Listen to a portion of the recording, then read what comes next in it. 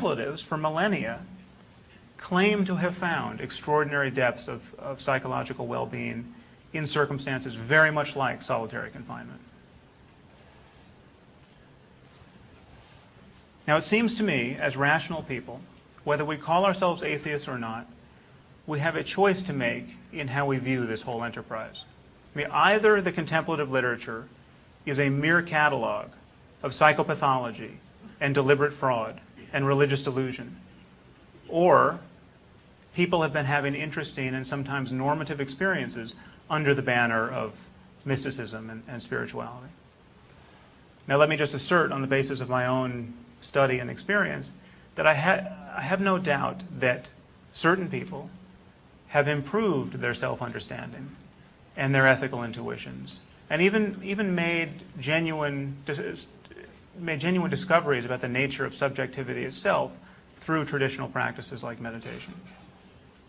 I mean, leaving aside all the metaphysics and mythology and mumbo-jumbo, what contemplatives and mystics over the ages claim to have found is that there is an alternative to living at the mercy of the next neurotic thought that comes careening into consciousness. There's an alternative to being continuously spellbound by this conversation we are having with ourselves. And most of us think that if a person is walking down the street talking to himself, that is not able to censor himself in front of other people, he's probably mentally ill. But if we talk to ourselves all day long, silently, thinking, rehearsing prior conversations, thinking about what we should have said, we could have said, we might yet say, we just know enough to keep this silent, then this is perfectly normal. This is perfectly compatible with basic human sanity. Well, the experiences of contemplatives over the millennia suggest that this is not so, that there's another way of looking at this phenomenon. Now, of course, I'm by no means denying the importance of thought. I think thought is obviously indispensable for us. It's the basis of most culture. It's certainly the basis of all science.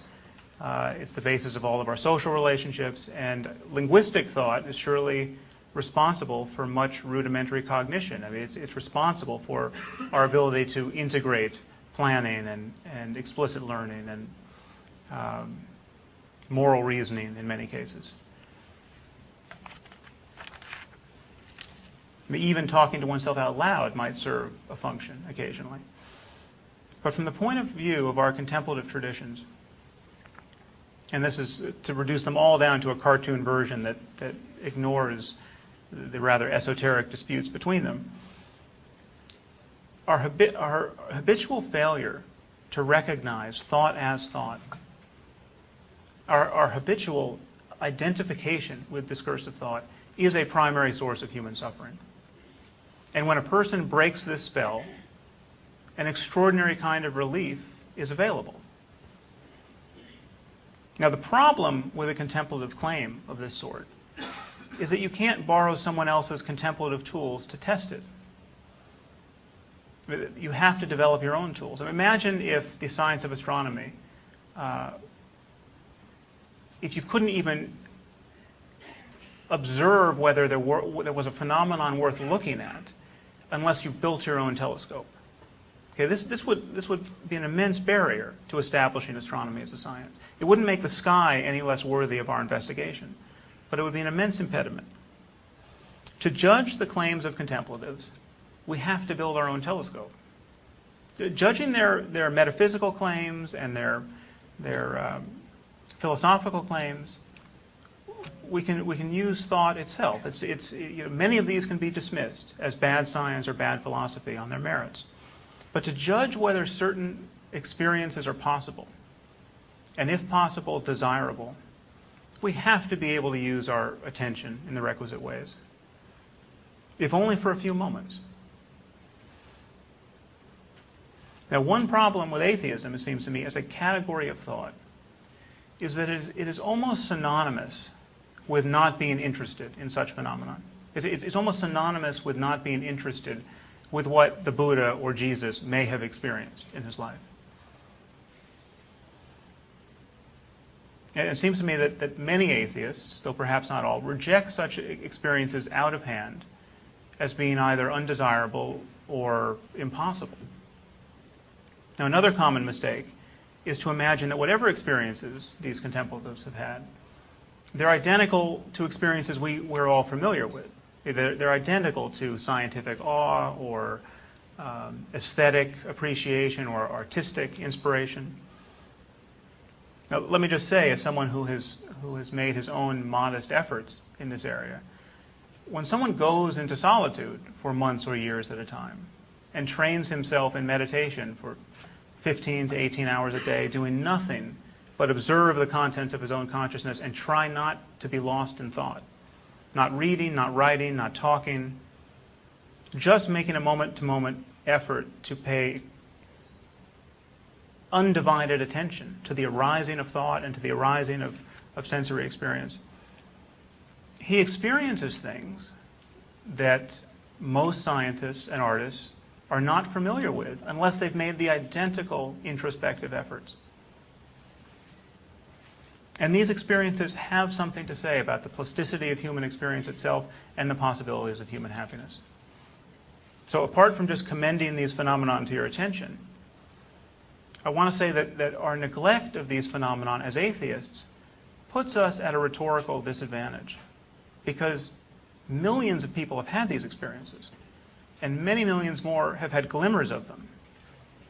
And these experiences are often the most important and transformative moments in their lives.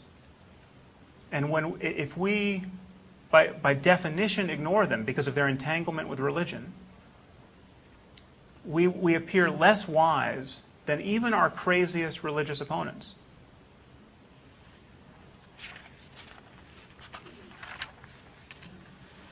Now, I don't know if the universe is, as J.B.S. Haldane said, not only stranger than we suppose, but stranger than we can suppose. But I'm pretty sure that it is stranger than we as atheists tend to represent while advocating atheism. I mean, as atheists, we tend to give people a sense, and even give ourselves a sense, that we are well on our way to purging the universe of mystery. As advocates of reason, we know that mystery is going to be with us for quite some time. In fact, there are good reasons to believe that mystery may be ineradicable from our circumstance. I mean, because however much we understand the universe, it seems like there could well always be brute facts which we can't explain, but which we must use to explain everything else. Now, this is not a problem for human life. It is not a barrier to human happiness. But we are faced with the task of convincing a myth-infatuated world that love and curiosity are sufficient, and that you don't have to delude yourself and frighten yourself with Iron Age fairy tales. This is a monumental task. I don't think there's any intellectual struggle more worthy of our efforts.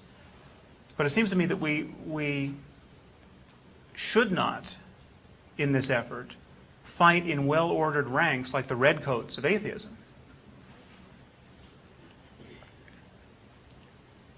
I think it's worth thinking about what victory will look like. I mean, again, the example of racism seems instructive to me. What will it look like when we finally conquer the evil of racism, should that happy day ever dawn? It's certainly not going to be a world in which a majority of people profess themselves to be non-racist.